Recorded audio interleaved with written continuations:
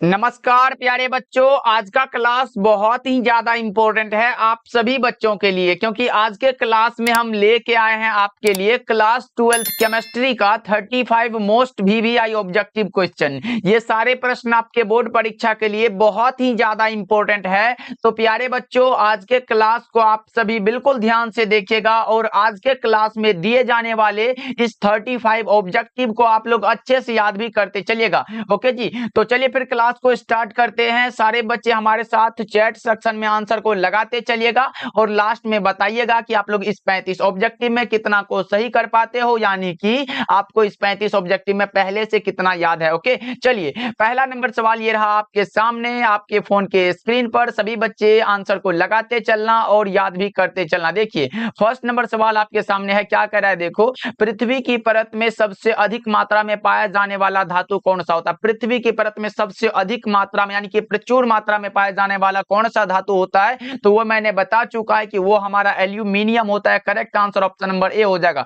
कौन सा लगाओगे तो एल्यूमिनियम हो जाएगा, ना कि ये लोहा, कैल्शियम, ये सोडियम, ये सब नहीं होगा। Correct answer option number A है, एल्यूमिनियम सही जवाब हो जाएगा, 100% सही है। ओके, चलिए फिर दूसरा नंबर सवाल की ओर बढ़ते हैं। मात्र 35 ऑब्जेक्टिव है आज के क्लास में। सारे बच्चे क्लास को लास्ट तक देखेंगे और सारे प्रश्नों को याद भी करते चलेंगे। देखिए दूसरा नंबर सवाल क्या कह रहा है, निम्नलिखित में किसको अपकृत करने पर सेकेंडरी एमीन प्राप्त होता है। बता दो आप लोग, 2 का करेक्ट आंसर क्या होगा, बता दो फटाफट से।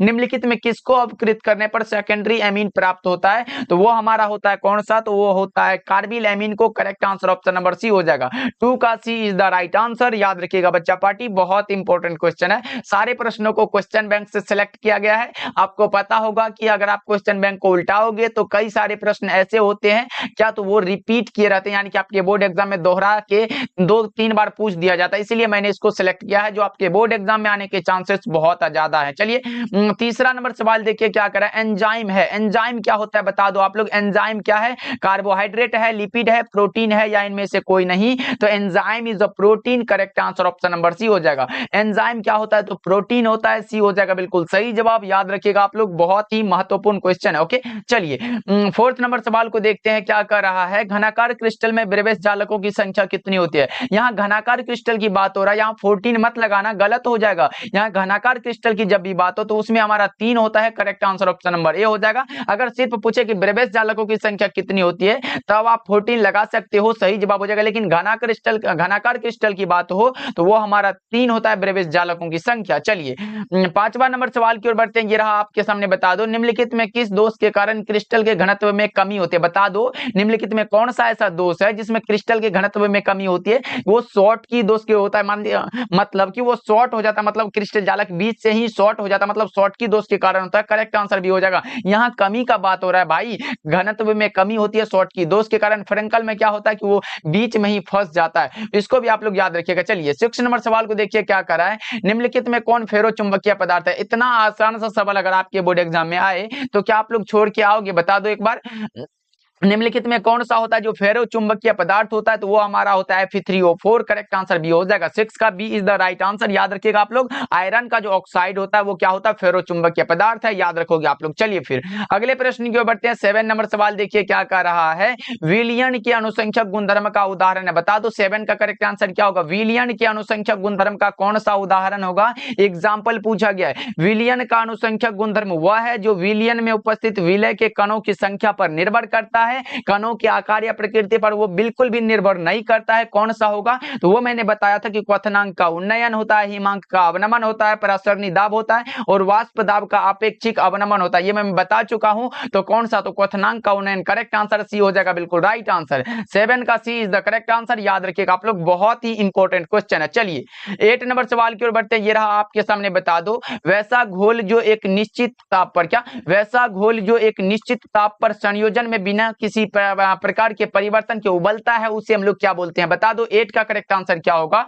वैसा घोल जो एक निश्चित ताप पर संयोजन में बिना किसी प्रकार के परिवर्तन के उबलता है तो उसे हम लोग एज़ोट्रॉपिक मिश्रण बोलते हैं। Correct answer option number A हो जाएगा। 8 का ए सही जवाब हो जाएगा बच्चों। याद रखिएगा, ये भी क्वेश्चन कई बार आपके बोर्ड एग्जाम में आ चुका है, इसलिए बहुत इंपॉर्टेंट क्वेश्चन है। चलिए 9 नंबर सवाल की ओर बढ़ते हैं। ये रहा आपके सामने, बता दो विटामिन सी क्या होता है। विटामिन सी का केमिकल नेम आपसे पूछा गया, बता दो क्या वो एस्कॉर्बिक अम्ल है, क्या वो निकोटिनिक अम्ल है, या फिर साइट्रिक अम्ल है, या फिर टार्ट्रिक अम्ल है, क्या होगा बता दो आप लोग। तो विटामिन सी का जो केमिकल नाम होता है वो होता है ascorbic acid. Correct answer A हो जाएगा। 9 का ए बिल्कुल सही जवाब है, याद रखिएगा। चलिए 10 नंबर सवाल देखिए क्या करा, निम्नलिखित में किसमें कोबाल्ट उपस्थित है। कोबाल्ट विटामिन B12 में होता है, डी हो जाएगा बिल्कुल राइट आंसर। कोबाल्ट किसमें, तो विटामिन B12 में होता है। Correct answer option number D हो जाएगा बिल्कुल सही जवाब, याद रखिएगा आप लोग। चलिए फिर 11 नंबर सवाल को देखिए, ये रहा आपके सामने। निम्नलिखित में कौन योगशील बहुलक है, बता दो आप लोग।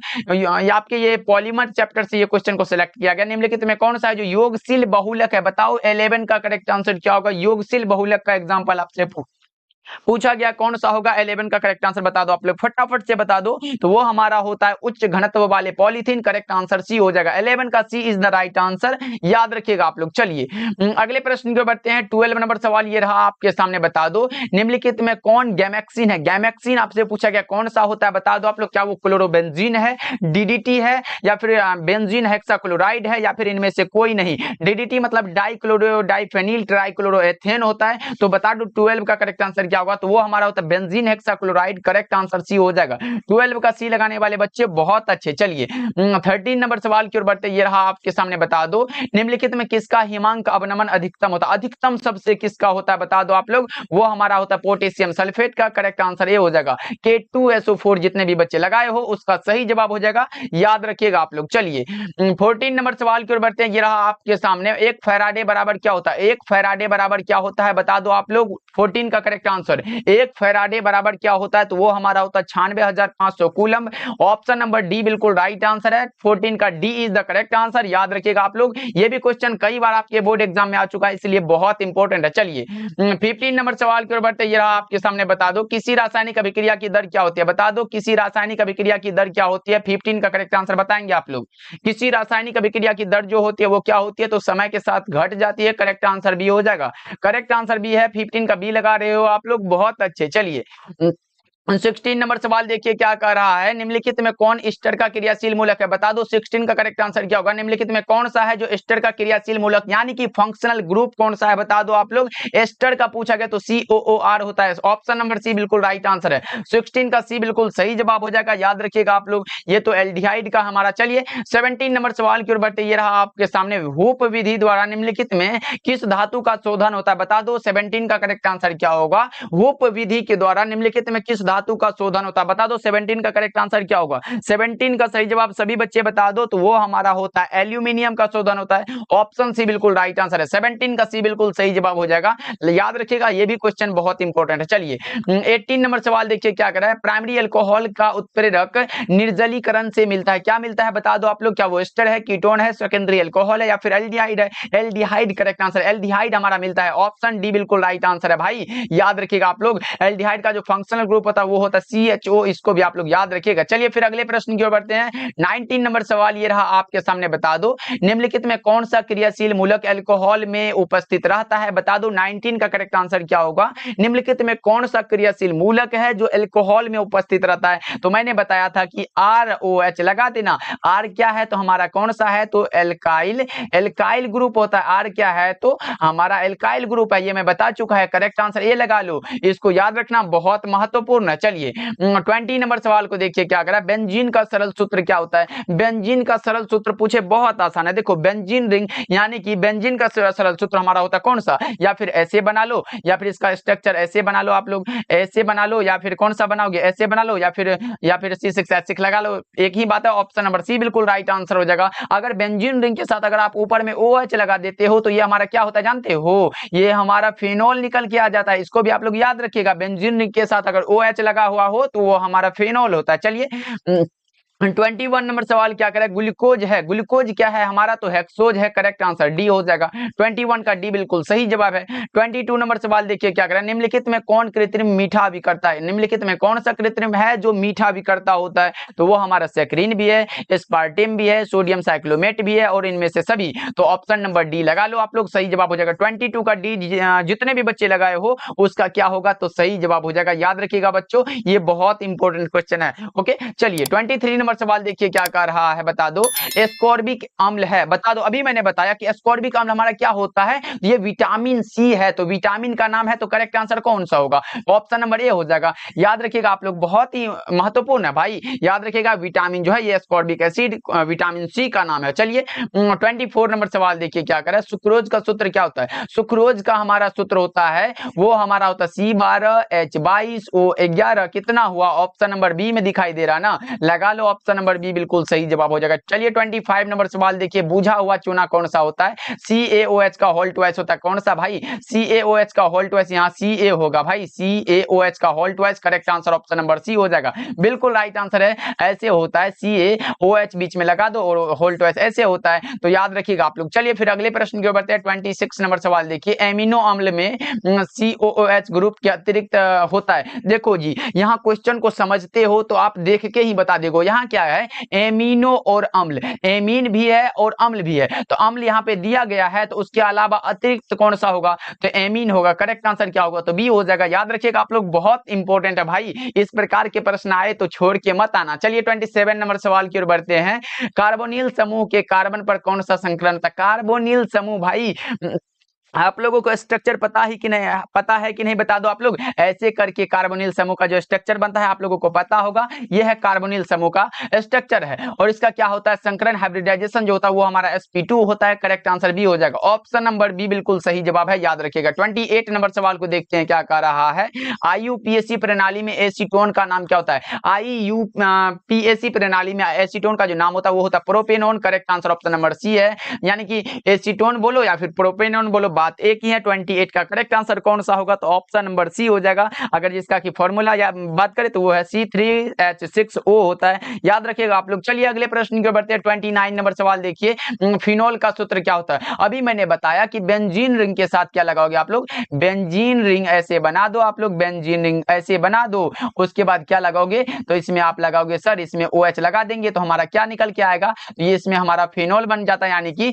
C6 होगा, H5 होगा और OH हो जाएगा। किस ऑप्शन में दिखाई दे रहा है, तो ऑप्शन नंबर ए में दिखाई दे रहा है, तो लगा लो 29 का ए हो जाएगा, बिल्कुल सही जवाब। चलिए 30 नंबर सवाल को देखिए क्या कह रहा है, निम्नलिखित में कौन अक्रिस्टलीय ठोस पदार्थ है, यानी कि नॉन क्रिस्टलाइन सॉलिड का एग्जांपल पूछा गया। हीरा हमारा कौन सा है, तो ये हमारा हीरा क्रिस्टल है, ग्रेफाइट भी क्रिस्टल है और साधारण नमक भी क्रिस्टल है, ये प्लास्टिक क्रिस्टल नहीं है, करेक्ट आंसर डी हो जाएगा। 30 का डी बिल्कुल सही जवाब हो जाएगा बच्चों, याद रखिएगा आप लोग। चलिए 31 नंबर सवाल को देखिए क्या कह रहा है, CSCl क्रिस्टल की संरचना कैसी होती है। CSCl बोलने का अर्थ होता है सीजियम क्लोराइड, सीजियम क्लोराइड अगर रहे तो वो हमारा BCC होता है, लेकिन अगर आपके सामने रहे कि सोडियम क्लोराइड यानी कि NaCl का स्ट्रक्चर पूछे तो आप लगा दीजिएगा FCC। ये भी क्वेश्चन आया हुआ है आपके बोर्ड एग्जाम में कि NaCl क्रिस्टल की संरचना कैसी होती है, तो आप लगाओगे सर ये तो FCC होती है, और CSCl कैसी होती है, तो BCC होती है, दोनों को याद रखिएगा आप लोगों के। चलिए, और अभी तक आप लोगों ने क्लास को लाइक नहीं किया भाई, देखो कितना मेहनत करते हैं हम आपके लिए, तो एक बार क्लास को भी लाइक कर देना, और चैनल पे पहली बार जुड़ रहे हो तो सब्सक्राइब करके भी जुड़ जाओ हमारे साथ। देखो हमेशा स्वतंत्र अवस्था में पाया जाने वाला धातु कौन सा होता है, तो सोना होता है भाई,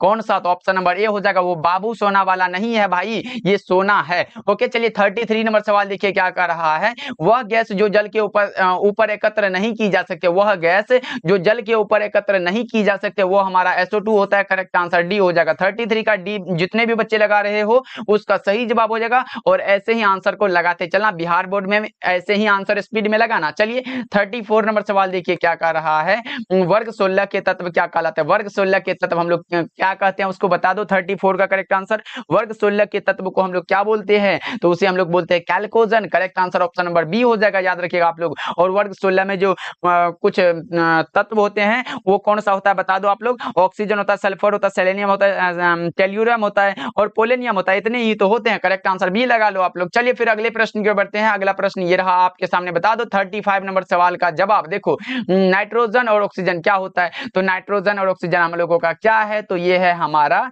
नॉन मेटल है, nitrogen oxygen is non metal, correct answer option number B हो जाएगा, और बी जितने बच्चे लगाए हो उसका बिल्कुल सही जवाब हो जाएगा। प्यारे बच्चों आज के क्लास में हम लोगों ने किया केमिस्ट्री का 35 ऑब्जेक्टिव जो आपके बोर्ड एग्जाम के लिए बहुत इंपॉर्टेंट था, मैंने करा दिया। अब आपका ये दायित्व है कि इस 35 ऑब्जेक्टिव को क्या करना कि अच्छे से रट लेना भाई, एकदम याद कर लेना। इसका टेस्ट भी बहुत जल्द लेने वाले हैं, देखते हैं 35 में 35